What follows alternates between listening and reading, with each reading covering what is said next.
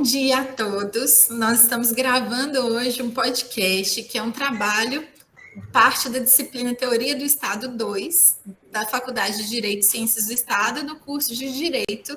A nossa professora Letícia Creus deixou a gente bem à vontade para selecionar temas que dialogassem com a disciplina e com os conteúdos trabalhados.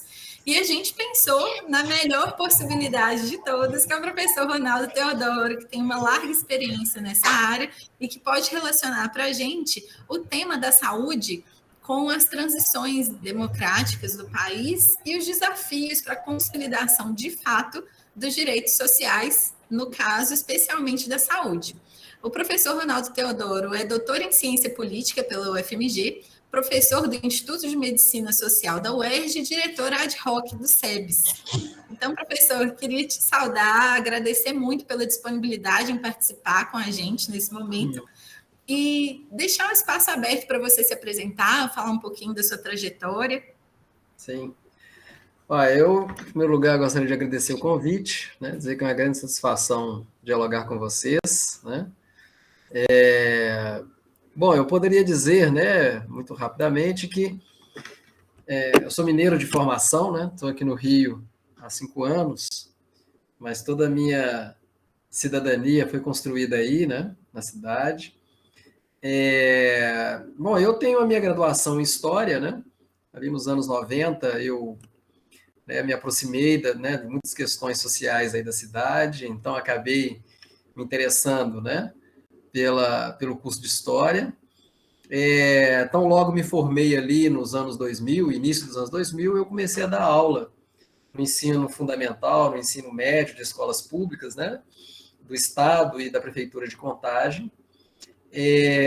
Bom, 6, 7 anos depois, já era um plano que vinha, né, que eu vinha construindo, eu fiz uma especialização em políticas públicas na UFMG, depois fiz um mestrado, né, em ciência política e o doutorado também em ciência política, ambos pela UFMG. Né? No mestrado eu discuti relações de trabalho, né, os problemas, né, do sindicalismo e sua relação com o Estado.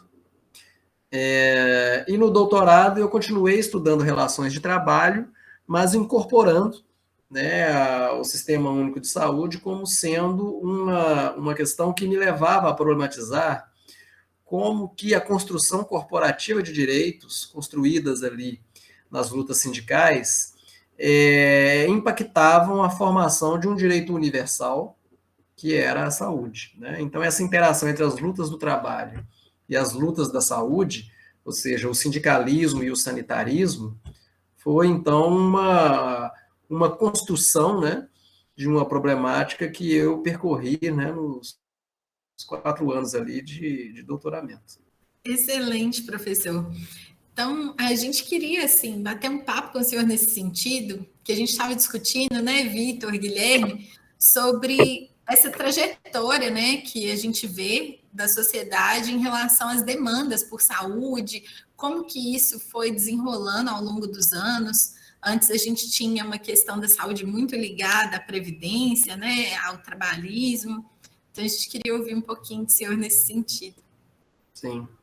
Pois é, essa aproximação entre as lutas do trabalho e as lutas da saúde, né, nos levam a muitos caminhos, né, e a décadas anteriores, né, para além do momento de construção do SUS ali nos anos 80.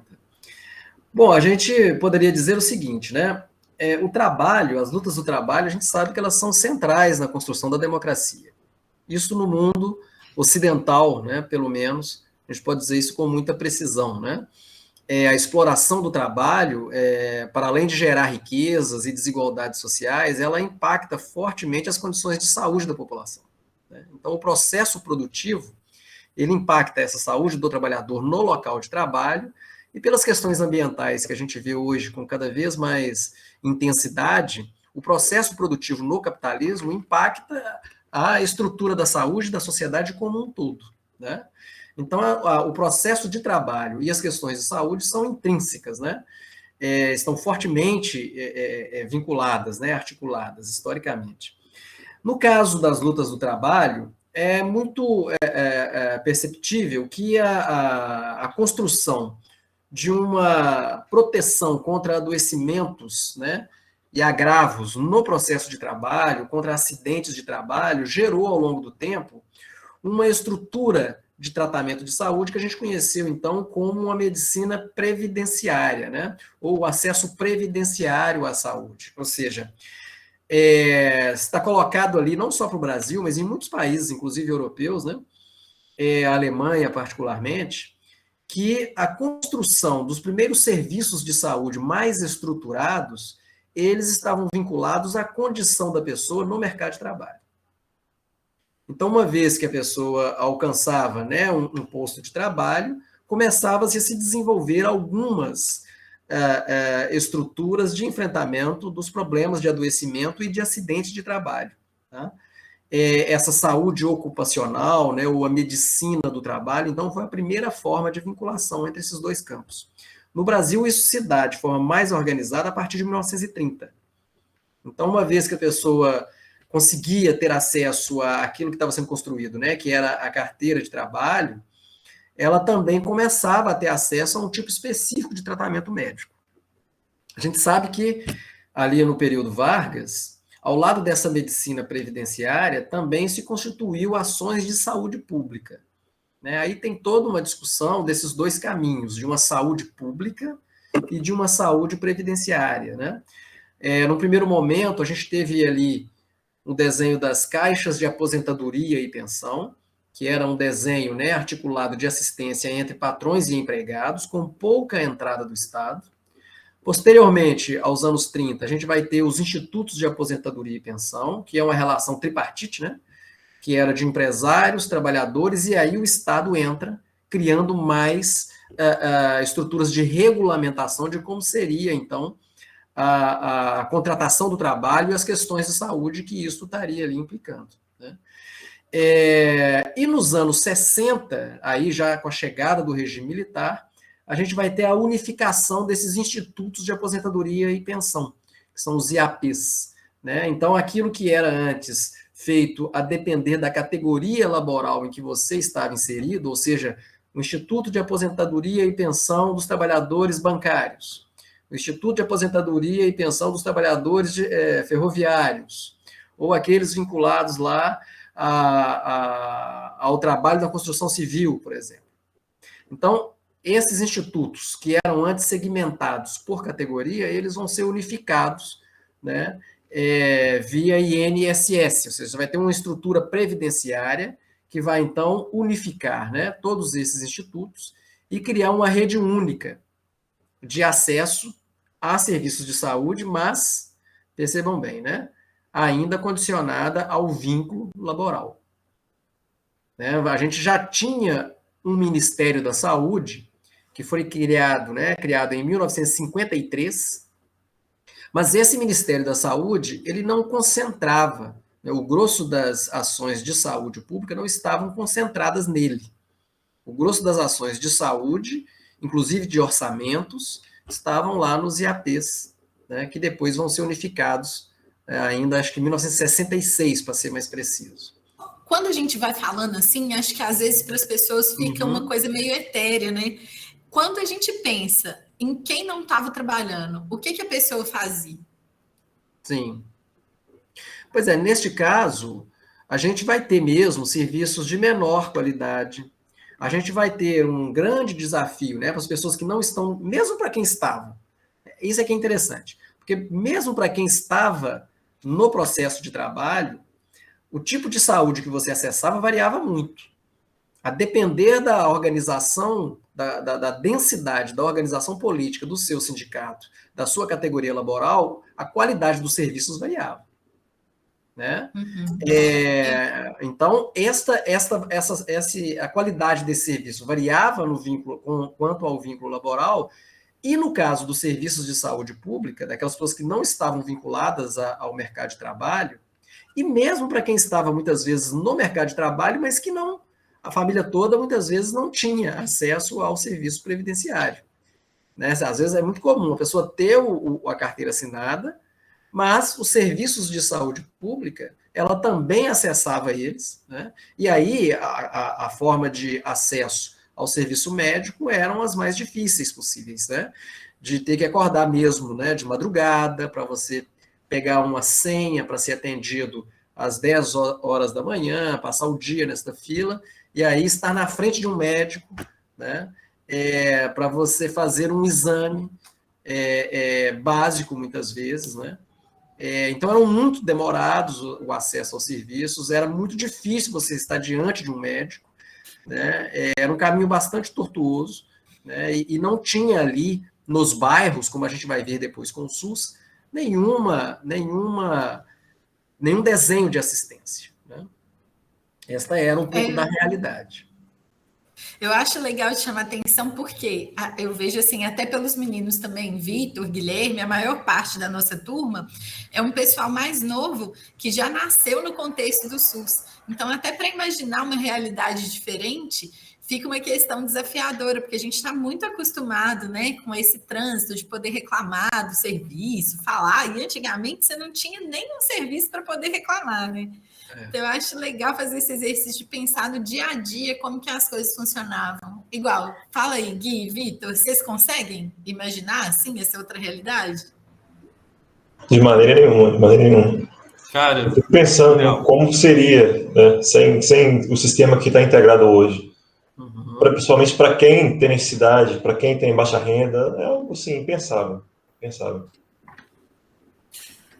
Eu também queria fazer uma pergunta sobre a qualidade desses serviços. Sim. Bom, eu acho que uma coisa que é interessante, né, que vocês estão falando e que está vinculada à qualidade, essa dificuldade de imaginar esse outro mundo. Primeiro, é interessante a gente pensar que era um contexto em que a saúde nem era considerada um direito. Então, isso que hoje a gente fala, poxa, eu vou construir uma relação de crítica, né, que possa, né, ser necessária em relação ao estado de coisas que temos, a gente está imbuído de uma ideia, de uma convicção de que a saúde é um direito de cidadania. Isso é uma questão que foi construída nas lutas que levaram ao processo democrático em que nos encontramos, né, bem ou mal, né, com todas as fragilidades que a gente tem aí. Mas nesse ambiente dos anos 70, isso não estava constituído. Então, nem a ideia de reivindicação, enquanto uma condição de cidadania, estava plenamente constituída.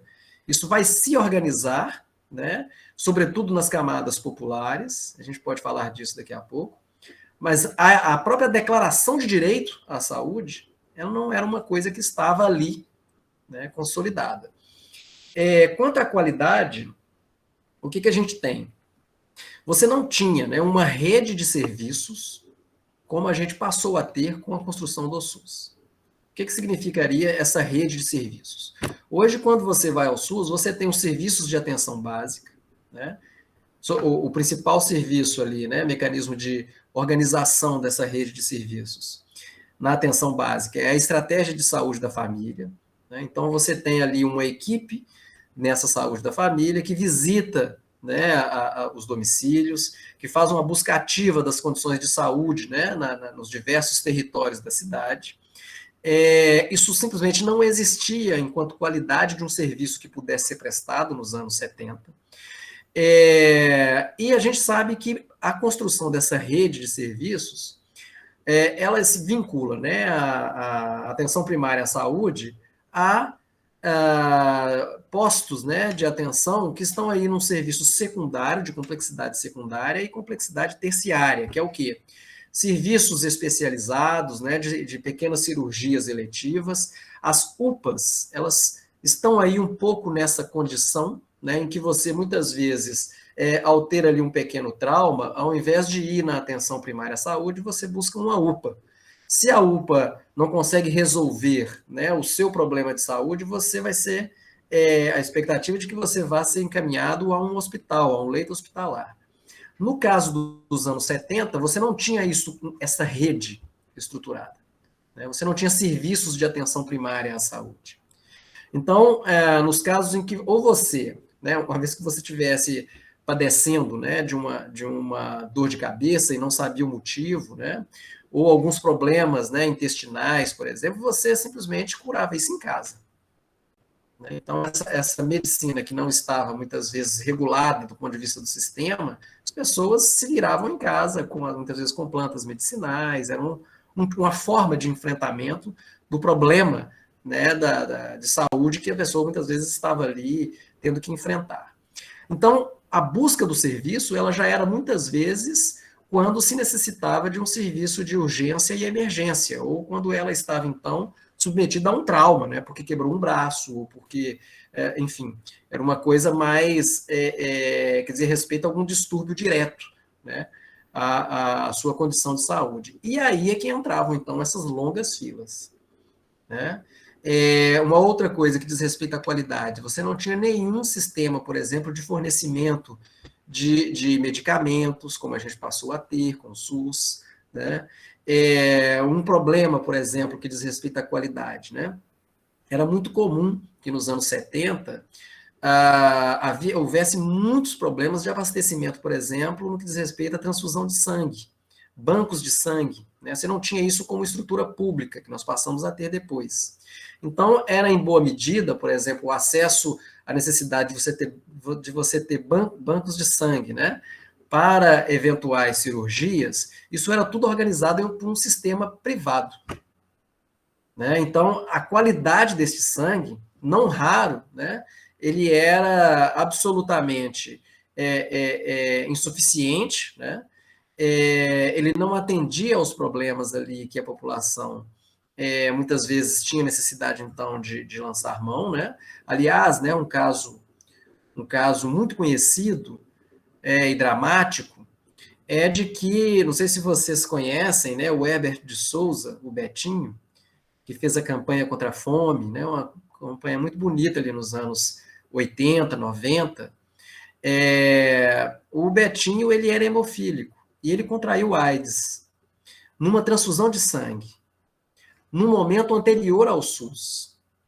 Ou seja, essa realidade do Betinho era muito comum em boa parte da população. E nós não tínhamos ali SUS, um sistema público de controle da qualidade do sangue, né, que pudesse ser usado, seja para os casos de hemofilia, né, de hemodiálise, ou para as cirurgias, né, nas suas mais diversas necessidades. Isso passou a existir com o SUS. Então, nós temos aí o Hemominas. O Hemominas é SUS, né? Ele organiza no estado inteiro, né, o banco de sangue, a coleta, né, de sangues e a distribuição com qualidade, né, no estado inteiro. É uma estrutura pública estatal, é SUS. Isso não existia antes. De forma que a gente não tinha, então, um abastecimento e a gente não tinha uma qualidade que pudesse ser confiável, né? Então, isso diz da qualidade do que era antes do que passamos a ter depois. Eu queria trabalhar assim esse imaginário das pessoas, né? Então, imaginando o senhor João caiu na rua. A gente automaticamente imagina que vai chegar o SAMU, né? E nessa época não existia SAMU. Então, acho que o SUS e essas conquistas, igual você falou, né, professor? Como que hoje em dia a gente tem a saúde já muito introjetada como um direito. E antigamente não existia isso. Então, não era só as estruturas que não existiam, também esse ideário de que a saúde é um direito não estava presente, né? Como você bem falou. Aí eu queria ouvir um pouquinho também, e os meninos também ficaram curiosos, né, sobre a questão de como que essas sensações, né, da população, de que a saúde ela não chegava, de que a vida era muito precária nesse sentido, como que isso foi gerando essa efervescência e a importância que foi desses movimentos também durante a derrocada da ditadura, né? Que eu acho que a gente não ouve muito falar sobre o movimento sanitarista, sobre a força que essas pessoas tinham na época, como que foi importante, e eu acho que seria legal pontuar para as pessoas que estão nos ouvindo, saber como que foi esse movimento. Sim. Pois é, isso que a gente pode chamar de uma politização da ausência de acesso à saúde, né, é a politização no sentido de formular essa carestia como uma demanda coletiva, e, nesse sentido, como um dever do Estado, né? Ou seja, esse processo de politização da saúde como um direito, isso, de fato, vai ganhar uma densidade, né, em termos sociais, né, de organização política, sobretudo na segunda metade dos anos 70. Né? A gente sabe que a luta pela saúde no tecido social, ela já existia no período pré-64. Né? Nós temos uma sociedade brasileira que desde sempre é muito densa nas suas lutas políticas, né? Inclusive na área da saúde. Mas com o golpe militar de 64, né, a perseguição, né, o ataque sistemático às estruturas de organização popular, partidos políticos, sindicatos, a própria Liga Camponesa, né, e as suas várias formas de organização política, elas foram absolutamente perseguidas, né? A gente sabe desses relatos de casos de pessoas que desapareciam, né, em virtude dessas perseguições, e então esse trauma inaugurado com o golpe de 64, ele vai pulverizar a luta política na sociedade brasileira, né, que aos poucos vai se reorganizando, e nos anos 70, esse tecido de lutas começa a ganhar novamente uma densidade, né, que havia no período anterior. Né, e aí nós temos, então, a retomada de linhas muito importantes de reorganização da sociedade brasileira. No caso da saúde, a gente tem diversos movimentos, né, em construção ali. Por exemplo, o SEBS, né, que eu faço parte da diretoria, o SEBS, né, o Centro de Estudos Brasileiros de Saúde, ele foi criado em 76 por um segmento de médicos, né, estudantes na área de medicina, progressistas, porque a gente sabe que tem um segmento médico que é muito conservador e não adere aos princípios da saúde pública, né, se envolve com a medicina de uma forma muito voltada à acumulação de rendas, né, essa é uma grande verdade, é uma luta no campo, né, mas esse segmento médico mais voltado às preocupações com a saúde pública começa a se organizar, né? Muitos deles pertenciam, né, ao Partido Comunista do Brasil, o PCB, que a esta altura, né, como muitos outros partidos, estava proibido, né, de fazer política em público, e então inventavam formas de se organizar e expressar as suas agendas políticas. Uma delas é a partir do SEBS, né? Esta presença no SEBS estava conectada, por exemplo, à criação dos primeiros departamentos de saúde coletiva, né, que vão tentar pensar saídas para um outro lugar de enfrentamento das iniquidades na área da saúde. O departamento onde eu dou aula hoje, que é o IMS, Instituto de Medicina Social, aqui da UERJ, ele é desta época. Ele nasce em 1974. Né? E temos outros, né, na UFRJ, na Unicamp, na USP, aí na UFMG. Então, há aí um segmento de lutas, né, de estudantes universitários da área médica, de sindicatos da área médica, que vão se organizar neste terreno e começam a formular um caminho alternativo, uma verdadeira reinvenção do Estado para o enfrentamento dos problemas de saúde. Este é um domínio de lutas que vai se estender ao longo do tempo. Um segundo domínio de lutas é este que está nas camadas populares. Né?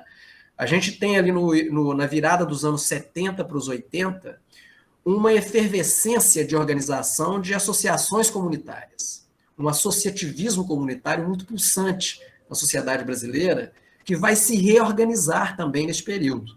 Era muito comum que muitas pessoas, né, dada a concentração de investimentos apenas nos grandes centros urbanos, por parte dos regimes militares, dos governos militares, era muito comum que eles, ao concentrarem, né, vocês estão ouvindo aqui o cachorro latindo, possivelmente. Né? Mas o que acontece? Né?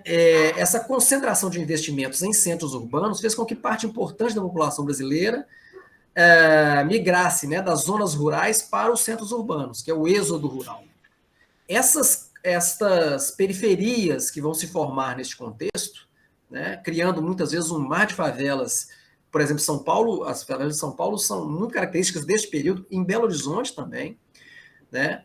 E essas populações rurais, elas começam então a politizar a ausência completa de serviços públicos, saúde entre eles, mas também de acesso à moradia, de regularização desses terrenos, do asfaltamento dos bairros, do acesso à energia elétrica, do saneamento básico, e isto vira um caldo político muito intenso. É neste período que a gente vai ter a teologia da libertação, que é uma presença da Igreja Católica, né, a partir dos padres, na celebração de missas, que formulavam a pobreza como um problema político, né, a qual todo filho de Deus deveria ter acesso, né, encaminhando, portanto, uma aproximação entre fé e a possibilidade de realização política para a superação desses problemas. As associações comunitárias se formam muito neste momento, né, e a presença da igreja via teologia da libertação, né, dizendo que a pobreza não era culpa do demônio, né, nesse sentido. A pobreza ela é uma relação entre os seres humanos, e nesse sentido as pessoas têm direitos, né, como filhos de Deus, né, de superarem essa condição angustiante. Então a gente vai ter centenas e até milhares de associações comunitárias que vão se formar nas periferias brasileiras. Aqui na região de Nova Iguaçu, no Rio de Janeiro, nesse período, no início do final dos 70, início dos 80, a gente vai ter centenas de associações comunitárias.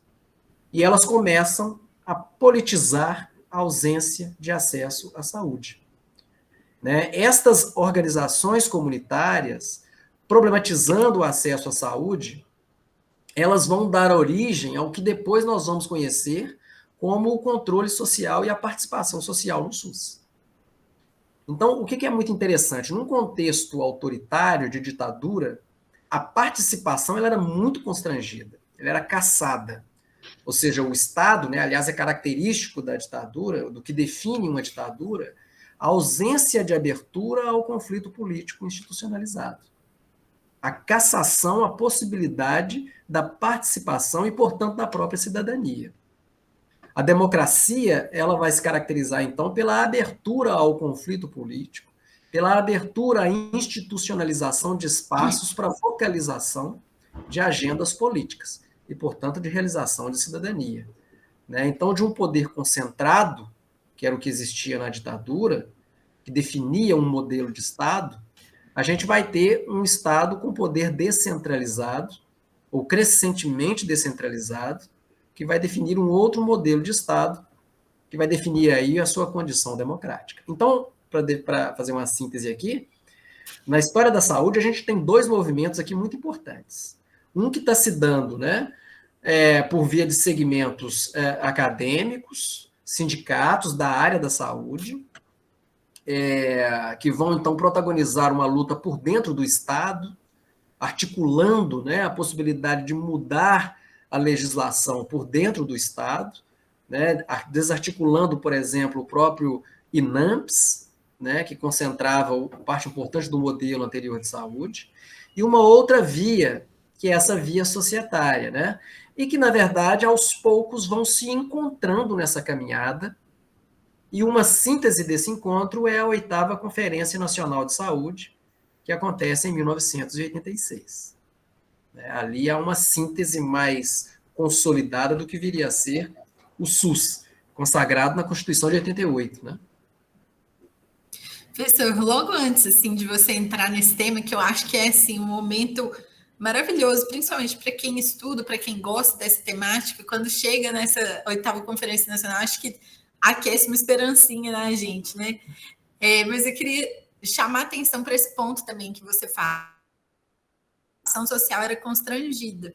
E hoje em dia a gente tem ouvido com muita frequência o discurso de que a ditadura pode vir para organizar, né, uma nova ditadura, e lembrar que esse processo, né, de participação, ele a princípio, para quem olha assim com menos cautela, vamos dizer, ele pode parecer uma grande desorganização, uma grande bagunça, porque, claro, quando você tem vozes que vão falar coisas diferentes, você leva um certo tempo a mais para poder abranger essas vozes diferentes, acomodar os interesses e tentar ajustar, né, a situação para um benefício comum. Então, chama atenção para esse risco que a gente tem hoje, muito acentuado, dessa falácia, né, de que quando você tem um governo autoritário, as coisas funcionam mais rápido e melhor. De fato, pode ser que funcionem mais rápido, porque você vai ter só uma pessoa mandando em tudo, mas melhor é algo muito discutível, né? Que eu acho... E mais rápido para quem, né? Exatamente. Normalmente... Eu acho legal quando a gente presta atenção nisso, né? Que quando a gente traz para o caso concreto, igual eu estava falando, o senhor João caiu na rua, precisou de um atendimento e vai chamar o SAMU. Eu acho que fica muito visualmente fácil, né, de compreender. E aí, quando você pensa, por exemplo, em uma família que está com uma pessoa acamada, que está doente, que não está conseguindo ter acesso a nada, e que você pensa que aquela família está revoltada, poxa, o dia a dia dela está todo afetado. Vamos colocar a Dona Maria. E você pega os filhos dela que vão reclamar, vão buscar por atenção, e esses filhos, nessa situação, nesse contexto, eles vão ser reprimidos. Muitas vezes por esse discurso de que a ditadura, né, ela organiza. Vamos pensar, será que ela organiza mesmo? Será que é justo você ter uma família nessas condições precárias, precisando de acesso, não conseguir falar? Então, eu acho interessante assim, você pensar, porque a saúde ela acaba sendo um ponto muito sensível na vida de todo mundo. Então, facilita um pouco de enxergar, né? E o que é a centralidade da participação para diferenciar o que seria uma construção autoritária e o que seria uma construção democrática, né, dos direitos?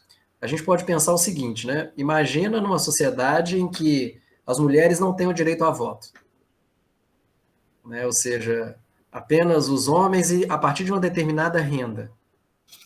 Que tipo de resultado você tem de decisões tomadas num lugar como este? Né? E uma outra realidade em que o voto seja universal, e para além do voto universal, você tenha espaços de participação regular, difundidas em diversos momentos da construção da decisão sobre políticas. A gente vai ter um terreno de decisões qualitativamente distintos. A gente pode pensar de forma muito viva o que são dois momentos do Estado brasileiro para identificar a qualidade das decisões.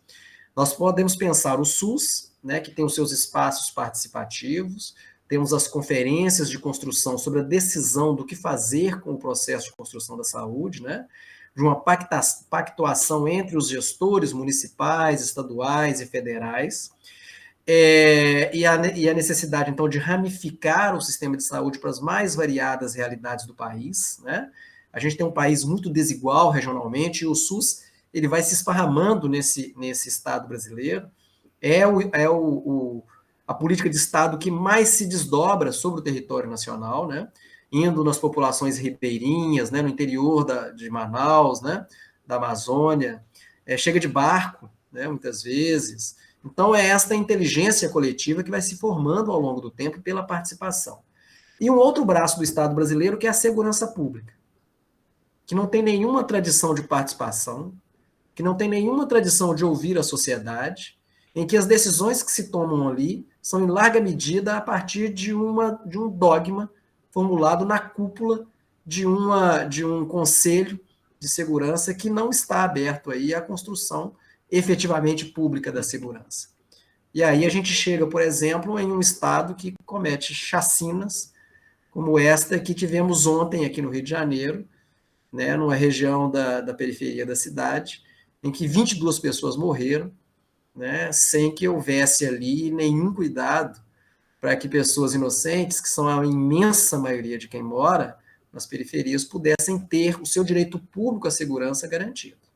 Então, isso mostra a diferença que é um Estado em que a participação cria um tipo de qualidade nos seus resultados e um outro braço do Estado em que não há participação e as decisões são tomadas de cima para baixo, sem o menor cuidado, né, com os desdobramentos que isso vai ter.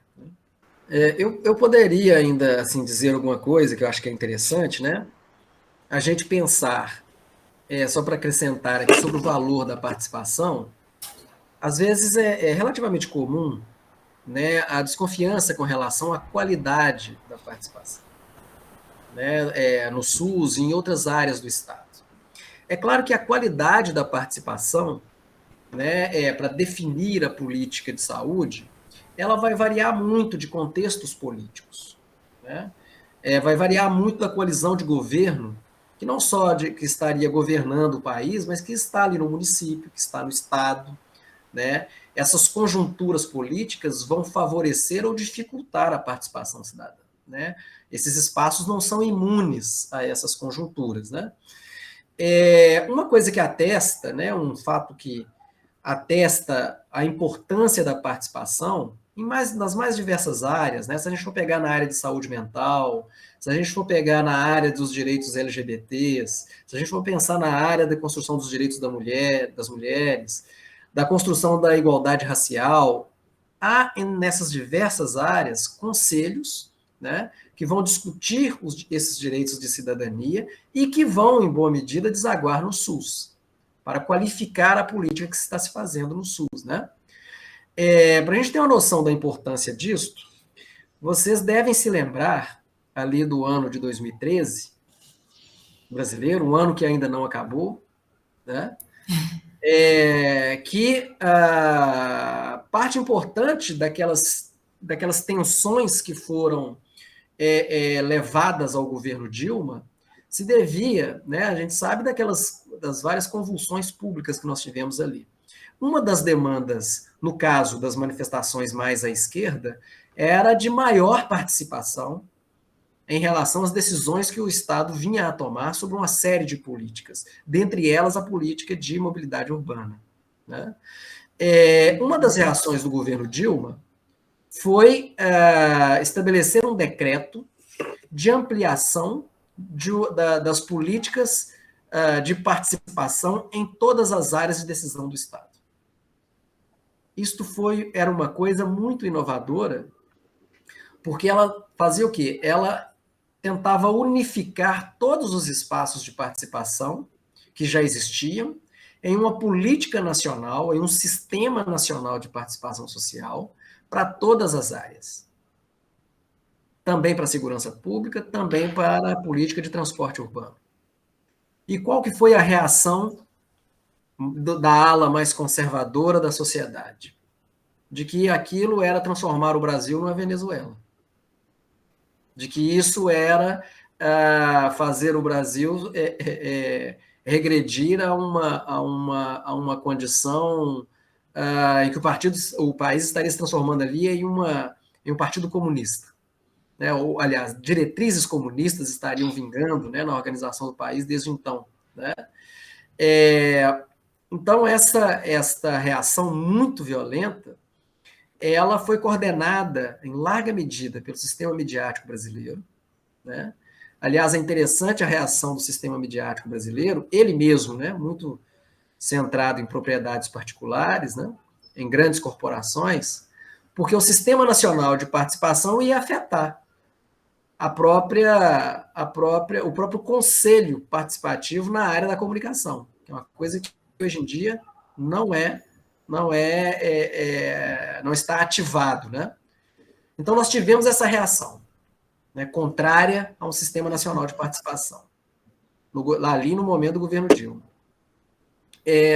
O que nós teríamos um dos primeiros atos do governo Bolsonaro, em 2019?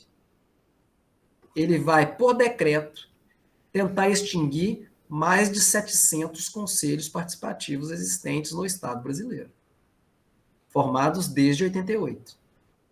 Então, é uma forma de sufocar esse ativismo, essa mobilização da sociedade nas mais diversas áreas. Né? E ele consegue, ao longo do ano, pelo menos desconstruir 75% dos conselhos. Né? Se vocês fizerem uma pesquisa, né, na internet, vocês vão ver como é que isso foi tratado, esses dois momentos, né? Ali no decreto da Dilma, né, e a reação do Bolsonaro em 2019. E a gente vai ver como que essa luta da sociedade brasileira por direitos, ela foi atacada nesse período mais recente de desestabilização da democracia, representando, né, como que muda a natureza do Estado, fazendo com que a gente perceba, né, traços importantes de uma linha autoritária que vai se formando. Lembrando, né, esses tempos tristes, né, do regime militar dos anos 70. Então, essa seria uma forma concreta de perceber o que é a alteração da natureza do Estado.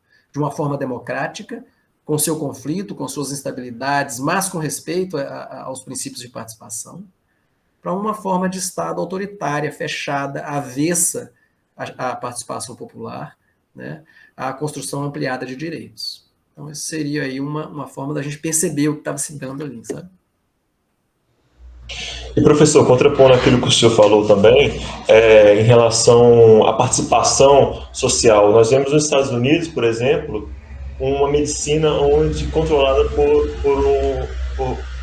grandes capitalistas, né? Pessoas que só visam lucro. E acaba que no final, em caso de pandemia, por exemplo, quando o povo não participa, as pessoas se perguntam, por que eu vou tomar uma vacina, por exemplo, se tudo o que acontece eu preciso de pagar? Por que o governo, o Estado está dando algo de graça para mim? Mas eles esquecem que, por exemplo, o SUS não é de graça. Tudo é pago, não é? Assim, é o que eu vejo normalmente, né? Infelizmente, por esse sistema que não se comunica com o cidadão em si, né? Complementando aquilo que o senhor falou. Perfeito, perfeito, é exatamente isso, né? Nos Estados Unidos é muito claro, né? Eles não têm uma tradição de saúde pública, né? Eles controlam algumas coisas, alguns serviços públicos, né? Por exemplo, controle de medicamentos, controle de alimentos, isso é a área de saúde pública deles. Agora, a assistência, essa rede de hospitais, de exames, laboratórios, tudo isso é privado e não tem uma ideia de rede. Daí, aquele caos que inventaram lá. Não adianta você ter 50 laboratórios no seu bairro. Se eles não estão articulados, nem em um sistema de dados, você não sabe quais pessoas foram atendidas e como que eu vou distribuir um medicamento. Que no caso seria a vacina. Então, é de fato um caos. Na ausência de uma rede pública, você tem um caos. Ainda que você possa ter uma infraestrutura com muitos hospitais, com muitos laboratórios, sem uma coordenação, e isto é público, é o planejamento público, você não consegue dar racionalidade para as decisões. Né? Você não, por exemplo, imagine que aqui no Brasil, como se pretendeu a certa altura, né, que a vacina fosse distribuída privadamente por empresas ou por farmácias. A gente não ia saber efetivamente quem que tomou, a qualidade do que está sendo tomado no remédio que está sendo aplicado não seria garantida, né? Geraria-se iniquidade, porque então vai tomar a vacina aquele que tiver mais recursos, aquele que, de novo, está empregado, aquele que está em piores condições, e muitas vezes é quem precisa primeiro, não teria o seu acesso garantido. Então se instala aí um caos, e no caso americano, eles têm lá, né, foi o país que mais comprou lotes de vacina. E não adiantou. É o país onde o número de mortes e contaminados se explodiu. Isso é a ausência de um sistema público coordenado. Né? No caso, aí, mostrando que o mercado ele é absolutamente ineficiente para tratar de saúde pública. Excelente, professor. E, assim, a gente teve uma discussão recente em sala, né, Gui e Vitor, sobre o Estado Democrático de Direito e se realmente houve uma efetivação desse Estado Democrático aqui no Brasil. E aí, nesse ponto, a gente vê como que dentro dessa perspectiva ainda, né, do Estado Democrático de Direito, que em tese a gente não tem ainda uma ditadura instaurada, mesmo assim, é possível que essas conformações estatais elas se modifiquem de modo a abafar mesmo essa participação popular, né? E aí, eu acho legal quando a gente vê no discurso, consegue pegar esse pulo do gato, né? Que as elites, o sistema financeiro, ele é muito influente no nosso sistema político. E que quando a gente abafa a participação popular, na verdade, não é que o governo está isolado de participações e opiniões. Ele está isolado da população em geral, mas as elites continuam tendo os mecanismos de incidência nessas políticas, né? Realmente é muito interessante como que esse discurso ele é muito facilmente manipulável. E aí, professor, eu queria pedir para o senhor, se a gente está tomando muito tempo, né? Eu acho até que a sessão aqui ela deve cair em 10 minutos, eu vou gerar um outro link se a gente precisar de continuar. Mas se eu pudesse falar um pouco sobre essa relação da 8ª Conferência Nacional, o processo de redemocratização e como que foi importante, né, esse movimento para a conformação do SUS que a gente tem hoje, por favor. A 8ª Conferência de Saúde é um evento paradigmático, né, na história do SUS, para a construção do SUS, né? precisamente porque ela teve um componente de se abrir à sociedade brasileira. Né? De novo, aqui estamos no terreno da participação, no terreno da distribuição do poder de decidir sobre qual política de saúde a sociedade brasileira poderia ter. Né? E como eu havia dito, né, é na 8ª conferência que aqueles dois segmentos de luta pelo direito à saúde, né, este mais presente num tecido societário, né, de associações comunitárias, que realizavam, né, desde o final dos anos 70, início dos 80, encontros nacionais de saúde. A gente tinha um movimento à época que organizava as diversas associações de bairro, que era o MOPS, MOPS, Movimento Operário Popular de Saúde. Era uma organização nacional, né, que organizava as reivindicações e se faz muito presente ali na 8ª conferência. E o outro segmento de lutas pela saúde é este que estava muito mais presente nos domínios da institucionalidade do Estado, né, nos departamentos de saúde coletiva, enfim. Esse segmento sanitarista, que é da onde está o SEBS, onde está a Abrasco, né, que é a Associação Brasileira de Saúde Coletiva, ao se encontrarem ali em 86, vai sistematizar uma proposta de um sistema único de saúde para o país. Essa ideia de um sistema único era o esforço de superar a fragmentação da assistência que havia antes, tentando fazer, nesta ideia de um sistema único, a construção daquilo que a gente precisa entender muito bem, que é a construção de uma rede de serviços pública, coordenada, com planejamento centralizado e distribuído no território brasileiro. Né? Então, esta concepção, ela se forma, ela ganha uma síntese muito forte ali nessa conferência. Mas é bom lembrar, né? Nós estamos falando da 8ª conferência. A primeira conferência é de 1937. Né? E as conferências ao longo do tempo, qual que era a marca delas? Era a dificuldade de se abrir para a participação popular. Esse é o fio da navalha. Né? Ou seja, são importantes as conferências anteriores, sem dúvida alguma. Né? Todas elas cumprem ao seu tempo um momento importante de construção de sentidos para o enfrentamento das questões relacionadas à saúde. No entanto, a potência política da 8ª conferência, se comparada às outras, é justamente porque ela incorpora o elemento popular, em suas mais variadas formas, em um contexto de redemocratização. Né? E de lá para cá, todas as conferências de saúde, também contando com a participação ampliada, né, de diversos segmentos da sociedade, que levam, então, para esses espaços as suas propostas, as suas críticas, tentando apontar diretrizes. E é interessante, né, que desde a 8ª conferência, a gente vai ter ali um modelo de construção de conferências que é o seguinte: a gente vai ter, antes da Conferência Nacional, a gente tem conferências municipais nos mais diversos municípios brasileiros. Então, dessas conferências municipais, você tira diretrizes e apontamentos que são levadas para a conferência estadual, também passa por convocação pública, passa pelo envolvimento da sociedade, né, dos militantes, né, envolvidos na temática, e depois das várias rodadas nos mais variados estados, a gente tem a Conferência Nacional de Saúde, que faz uma síntese de toda essa discussão que foi construída no país inteiro. Para a gente ter noção do que é isso, da potência que é isso, e que é muito curioso, né? Porque, muito provavelmente, boa parte da população brasileira não sabe desse processo. Desconhece esse processo riquíssimo de construção democrática do direito à saúde. Uma das coisas assim que é difícil de encontrar no mundo. Possivelmente é o maior movimento popular de luta pela saúde no mundo, construído ao longo do tempo. É um patrimônio nosso. Mas por que ele é desconhecido da maior parte da população? porque nós não temos um sistema democrático de comunicação existente no país.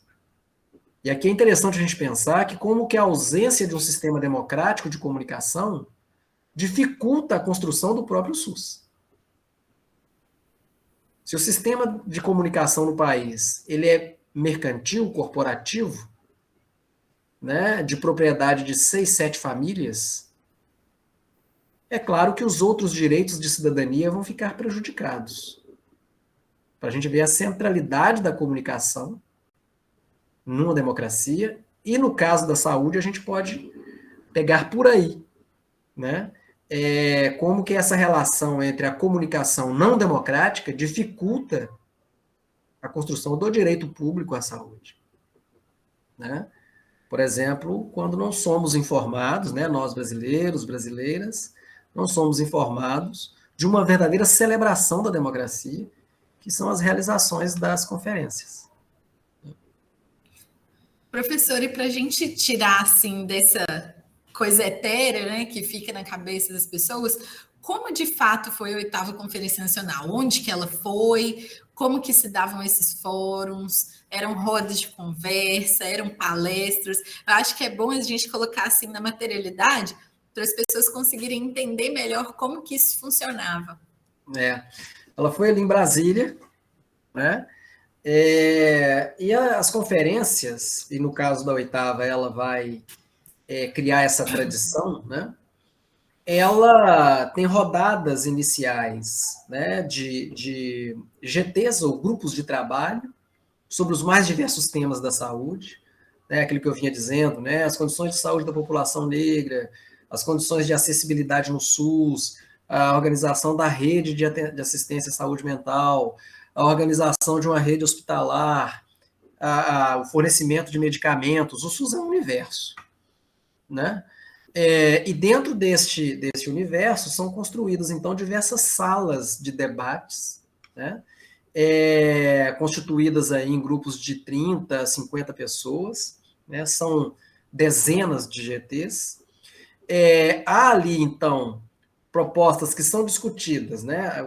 Como que se inicia os debates? Daquilo que foi debatido nas conferências municipais e também nas conferências estaduais. Então, sobre este tema, a gente vai fazer um debate específico, né? Então, simultaneamente a esses espaços, a gente vai ter grandes palestras também temáticas, né?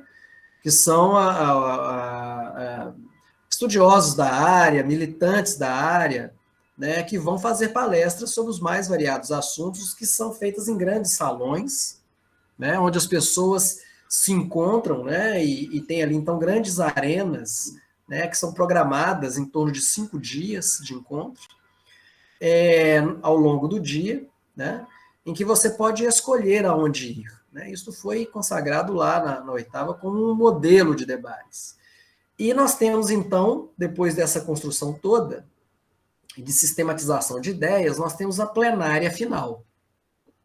E na plenária final é que temos um relatório final, em que a gente tem ali a sistematização das principais diretrizes, e a partir dessa sistematização a gente consegue encaminhar, né, via Conselho Nacional de Saúde, outra instância participativa, para que sirva de diretriz de formulação do Plano Nacional de Saúde a ser implementado pelo Ministério da Saúde. Né? Então, este é o modelo de construção de um sistema de saúde que a 8ª Conferência inaugura. E ele vem se reproduzindo ao longo do tempo. Né? É parte mesmo de uma inteligência pública compartilhada que está sendo construída ali, realmente inventada, né? Por aquela geração, e que a gente hoje em dia herda, né, e vem aperfeiçoando ao longo do tempo, né, como forma de coordenar, né, as ações na área. Então, a 8ª Conferência ela é paradigmática por muitos motivos. Né? Aquelas diretrizes ali, depois no processo constituinte, ou seja, na construção, né, das lutas políticas, para fazer com que as diretrizes da 8ª Conferência virassem lei, seja, a Lei Orgânica da Saúde, né, a Lei 8080, de 1990, né, pós-Constituição de 88, ou seja, colocar o SUS na Constituição de 88, o processo constituinte, né, inaugurado ali em 1987, que depois vai formar, então, a nossa Constituição de 88, faz com que boa parte das pessoas que estavam presentes na 8ª Conferência sejam escolhidas como delegados e delegadas que vão fazer, então, este corpo a corpo nas diversas comissões, né, que foram construídas ali no momento de elaboração da Constituição de 88, e foram pleiteando, né, apresentando uma ideia organizada, uma proposta bem sistematizada para mudar o quadro sanitário do país. Esta ideia bem organizada, construída por essa trajetória que eu estou aqui, então, narrando para vocês, ela foi fundamental para desarticular as pressões do setor privado da saúde, dos empresários da saúde.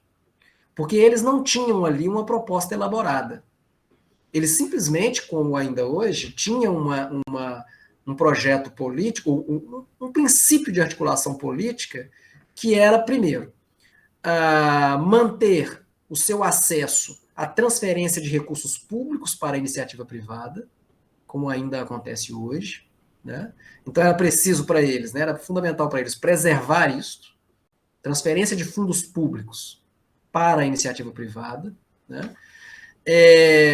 E ao mesmo tempo manter garantida a existência do setor privado de saúde no país, porque até isso foi colocado em questão à época, tamanha a força que o movimento sanitarista alcançou à época, de dizer, olha, saúde não é mercadoria. Saúde não é uma coisa que você vai comercializar com vistas a obter um lucro no final. Então, nesse sentido, ela tem que ser plenamente estatal, né? E aquelas empresas que, porventura, venham a existir, que elas sejam coordenadas pelo Estado. Não é simplesmente uma coisa de iniciativa privada, porque nós estamos falando de saúde, né? Então, ainda que possa existir hospitais privados, que eles sejam controlados pelo Sistema Único de Saúde. Então, isso foi um grande confronto. Nós não conseguimos, né, colocar as coisas nesses termos. Então, ficou definido na Constituição de 88, né, que a exploração da saúde é aberta à iniciativa privada, né? E o que acontece ao longo do tempo é que esta iniciativa privada ela cresce exponencialmente e compete com o SUS por recursos, né? Compete com o SUS por recursos públicos, porque a iniciativa privada ela não sobrevive só com os seus negócios, vamos dizer assim, né? As operadoras de saúde, elas não sobrevivem apenas com a mensalidade dos beneficiários ali que contratam um plano. Né, as operadoras de saúde, elas subsistem porque também há transferência, né, há renúncias fiscais, né, de orçamento público que é transferido para esses circuitos. Né? Hospitais privados, a mesma coisa, eles reclamam muito, né? Olha, a tabela SUS, o que é isso? Né? É quando um hospital vende um serviço de contratação feita pelo SUS, né? Um exame de imagem, por exemplo, né? Um raio-x, eles falam, o SUS paga pouco.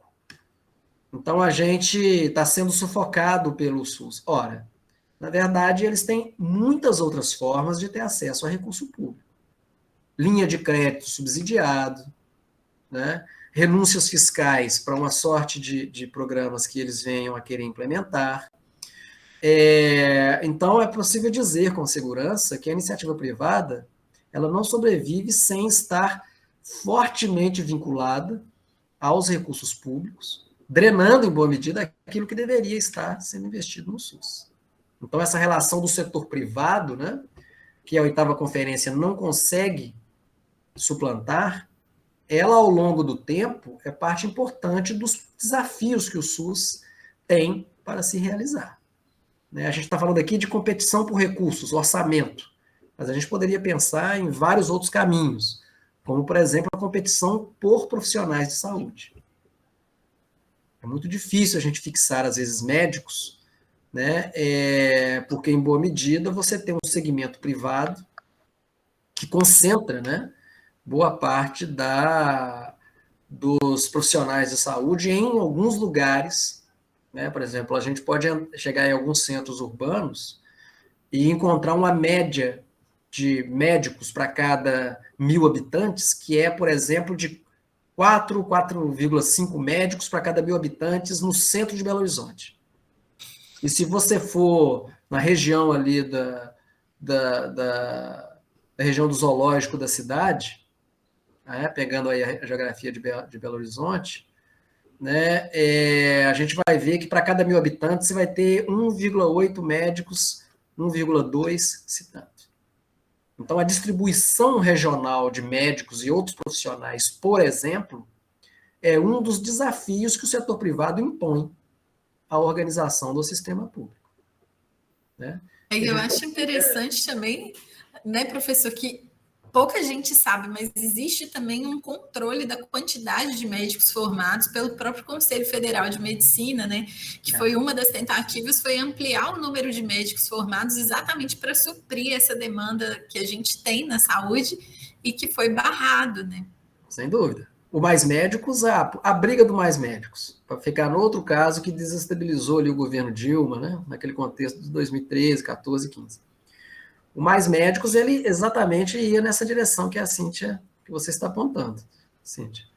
Né? Ou seja, para além de trazer médicos de fora e distribuir nos lugares de maior carestia, o Mais Médicos tinha uma coisa que era talvez o que mais incomodava a categoria médica não vinculada ao SUS, que é tirar desses conselhos de medicina o controle sobre a formação médica. Né? Então, isto aí foi parte significativa do desconforto deles em relação ao Mais Médicos. Em público, o debate era, estão trazendo médicos sem qualidade, formados lá fora. Mas uma dimensão que é pouco salientada era que o Mais Médicos previa a desconstrução do monopólio sobre a formação médica que existe hoje nessas associações profissionais da área. Né? E isto facilitaria a organização pública da distribuição desse profissional. Como é o caso da Inglaterra, como é o caso do Canadá, como é o caso da Alemanha, da Espanha. A formação do profissional de saúde ela é controlada pelo Estado. E esses países não são comunistas, né? Como poderia se dizer. Ou seja, o país precisa de cardiologistas, o país precisa de dermatologistas, enfim, qual é a especialidade que nós estamos precisando? Ora, isso passa por um planejamento público e por investimento público. E aí você consegue, ao invés de formar uma overdose de cirurgião plástico, por exemplo, que muitas vezes é formado com recursos públicos porque tem interesses mercantis, né? E não uma lógica pública das suas necessidades do sistema de saúde, o que é o que acontece no Brasil. Nesses países, no caso da Inglaterra e Canadá, por exemplo, a gente vai ter que o investimento nas formações dos especialistas obedece a uma questão epidemiológica, de dados públicos sobre as necessidades que o país tem. E aí você cria uma racionalidade, né, que é pública, diferente de uma racionalidade que é privada, como ainda no Brasil organiza boa parte da formação médica. Né? Os Mais Médicos mexiam um pouco nisso, e aí foi aquilo que a gente assistiu. Né? Agora, essa semana, né, a gente vai vendo os últimos respiros do Mais Médicos, né, que foi desconstruído completamente pelo governo Bolsonaro. Eu acho legal, professora, eu assisti uma vez uma palestra de uma professora aqui da UFMG, falando sobre como que foi esse processo de chegar até os médicos vindos de Cuba, né, que foi uma das grandes questões que incomodou a categoria, que teve um chamamento dos profissionais da saúde brasileiros, depois abriu para várias entidades, então foi um processo bem gradual até chegar no resultado final de qual foi a instância que ia trazer os médicos para o Brasil. Então, não foi uma simples parceria entre países. Tiveram vários editais de chamamento, tentativas de preencher essas vagas que estavam ociosas, né? Então, assim, o discurso que vem pronto, muitas vezes, para não dizer todas as vezes, ele vem bem manipulado mesmo. E a população brasileira aderiu, né, à chegada dos médicos, né, a aceitação, né, foi muito grande, mostrando que essa questão da profissão médica, ela é uma questão central, né, a ser enfrentadas para esse novo capítulo de lutas que a gente vai ter que construir em torno do SUS. Uma delas passa, sem dúvida alguma, pela discussão da formação médica, né? Que, como eu estava dizendo, né, tem muito vínculo com o setor privado, né? O que dificulta, então, essa democratização do acesso à saúde, né? Professor, a gente já está com o horário um pouco avançado, né?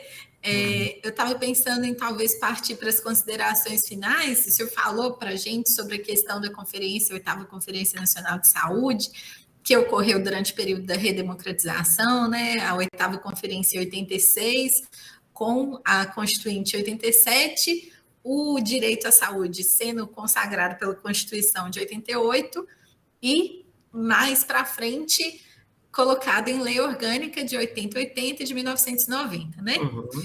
Aí eu queria só assim, para a gente partir para um momento de encerramento, com considerações para deixar também as pessoas que estão assistindo a gente, não só com essas informações, mas também para pensar, né, daqui para frente, sobre essa dificuldade de consolidação, esse momento que a gente está vivendo agora. Inclusive, essa semana, a gente foi surpreendido, né, com o documento dos militares falando sobre querendo ou não, o fim da gratuidade do SUS, né? Queria que o senhor tecesse alguns comentários nesse sentido, para instigar mesmo as pessoas a pensar sobre essa dificuldade de consolidação de fato, como o senhor mesmo mencionou, essa disputa de interesses pela saúde. Uhum. Pois é, eu diria assim, né, que a gente tem pelo menos 3 teses que apontam os grandes desafios do SUS. O primeiro deles é o subfinanciamento. Toda essa montanha de realizações na área da saúde, né, que a gente veio dizendo aqui, ela foi feita sobre um forte subfinanciamento dos recursos públicos, voltados para a área da saúde, né? E a gente compreende isso em análise comparada com outros países, né? Por exemplo, esses países que eu citei, Alemanha, Inglaterra, Canadá, Espanha, Portugal, né? A gente tem em torno de 8 a 10% do PIB gasto com o sistema público de saúde, né? Que vai nessa direção de ser universal. No caso do Brasil, a gente tem em torno de 3,9% do PIB ou 4%. Então, comparativamente, o gasto público em saúde, a gente vê nitidamente que o SUS é subfinanciado desde sua origem, né? Isso se agravou agora com o governo Bolsonaro, governo Temer, né? Quando ele vai editar a emenda constitucional 95, que é esta PEC da morte, né? Por que é PEC da morte? Porque ele vai colocar um teto de gastos para a área social, o que afeta diretamente a saúde, por 20 anos, né, corrigido apenas pela inflação do ano anterior. Então, se o país se enriquece, se o PIB cresce, né, em algum desses anos, isso não seria repassado para os serviços sociais e, no caso da saúde, também, né, corrigido apenas pela inflação. É lógico que, então, isso é muito insuficiente. Então, aquilo que era uma realidade de subfinanciamento, o que a gente vai ver agora é um desfinanciamento consistente. Então, se a gente tem aí 3,9% do PIB, historicamente configurado ao longo do tempo, com a emenda constitucional 95, é provável que a porcentagem desse PIB diminua. É isso que está sendo apontado pelos cálculos da área. Então, este é um é um desafio para a nossa cidadania, né?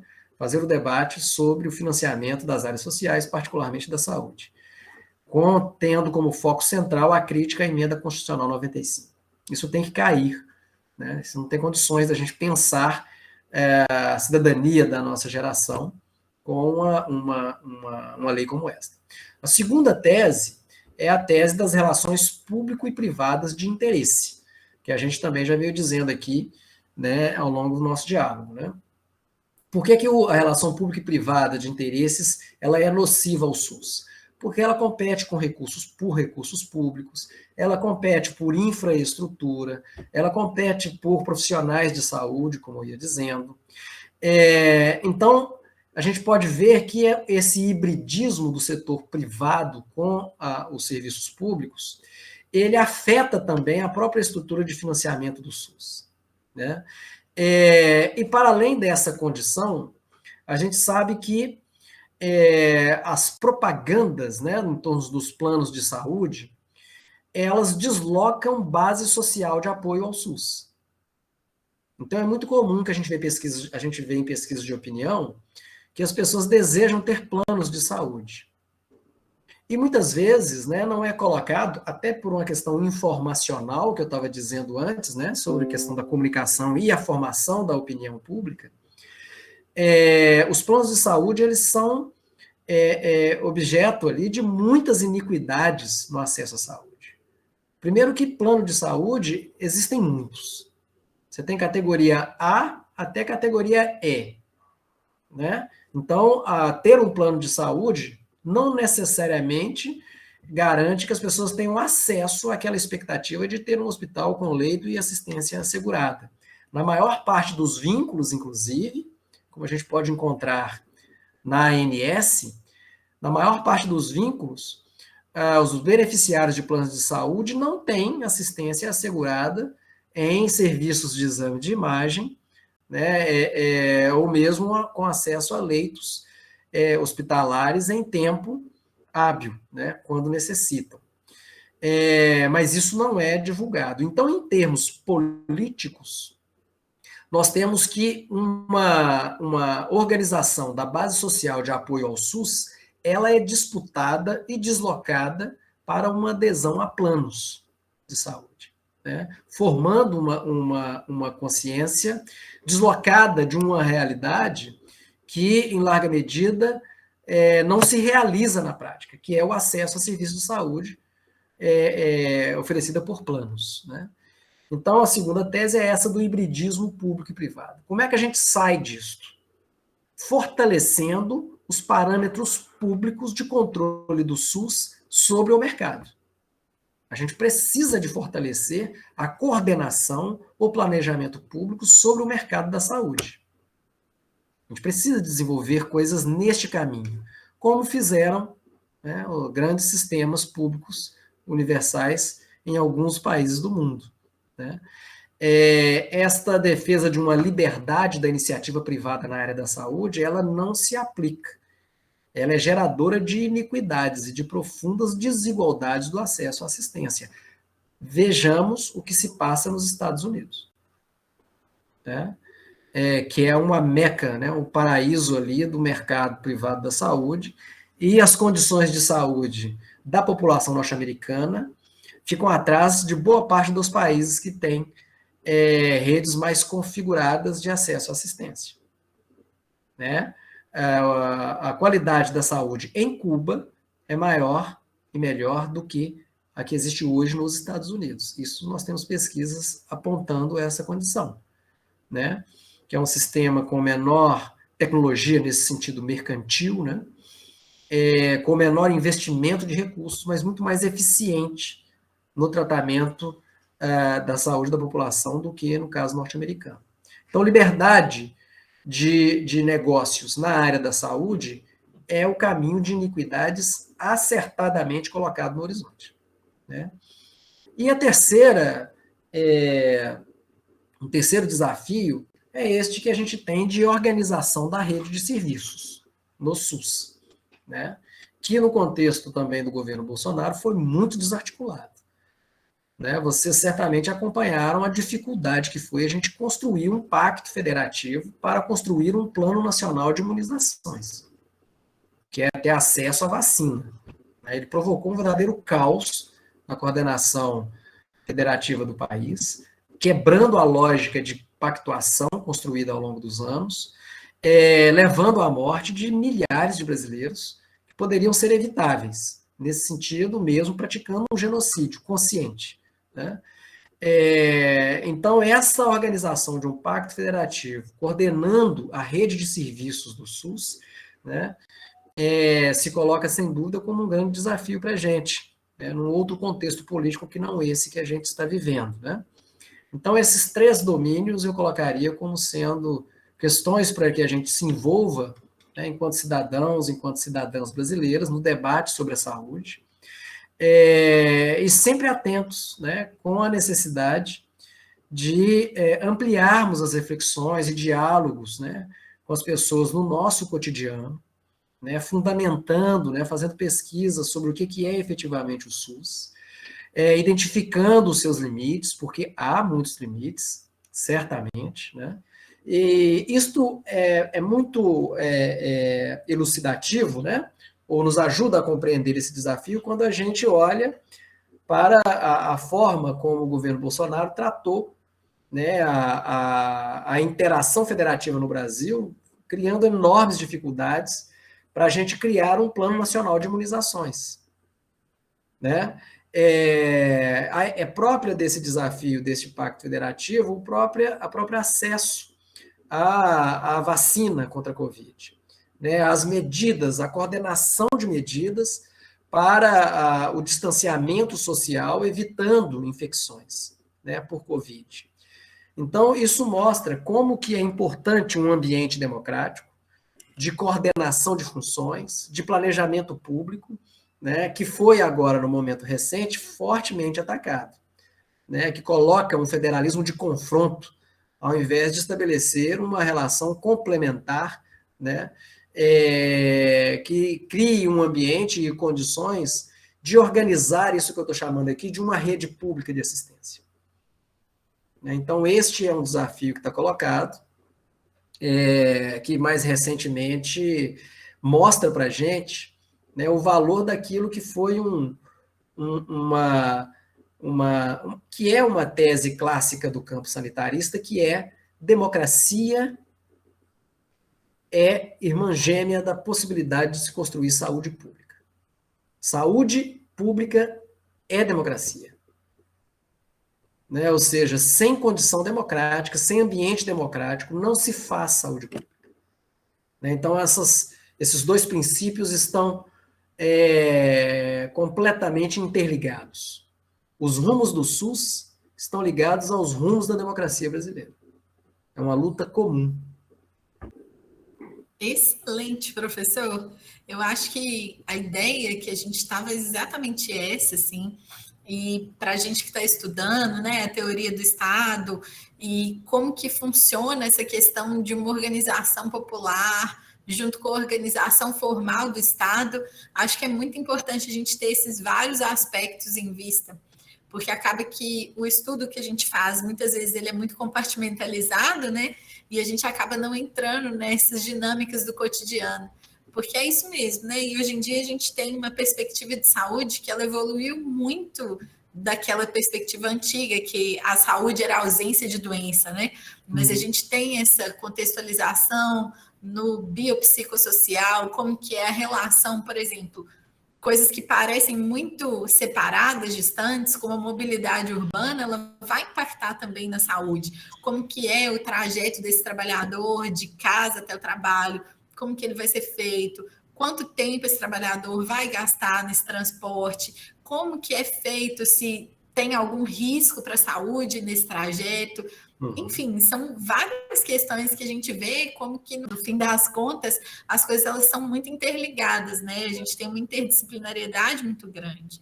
Até mesmo quando a gente fala de saúde, do profissional de saúde, a gente já pensa direto no médico, a gente não costuma pensar também na saúde da perspectiva psicossocial, né? Quais os outros profissionais de saúde que estão envolvidos nisso, tanto enfermeiros, que hoje em dia a gente tem também a luta dos enfermeiros pelo piso salarial, a gente tem a questão dos profissionais da assistência social, psicólogos, psiquiatras, enfim.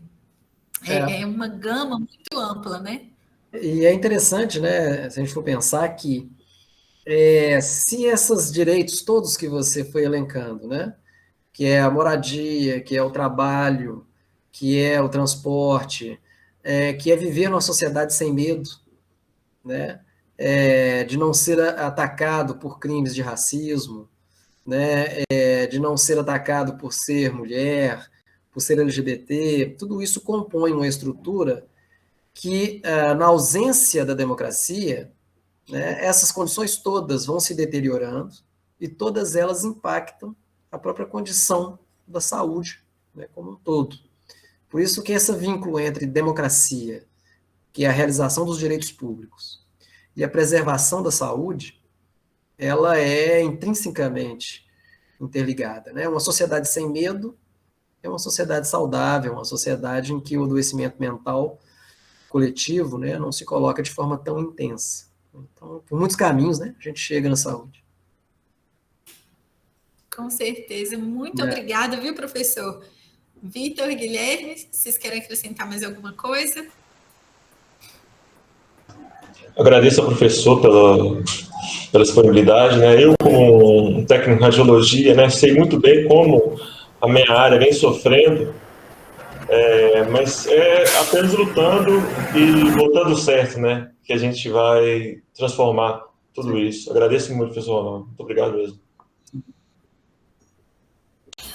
Eu agradeço, professor, especialmente porque eu acredito que, para mim, tá, era muito difícil visualizar como realmente está imbricado a questão da saúde na política, no que a gente está estudando agora, que é o constitucionalismo social, e justamente como a Cíntia complementou, como que isso se aplica factualmente, né? Se promulga uma Constituição que fala sobre o direito à saúde, sobre o direito a várias coisas que estão ligadas à saúde, mas às vezes você não consegue visualizar na prática por que eles aparecem juntos, e como isso é praticado, né? Como isso se manifesta praticamente na sociedade, de forma prática. E, bom, isso muda perspectivas, né? Muito obrigado. Não, interessante. Eu que agradeço também a satisfação de dialogar com vocês, né?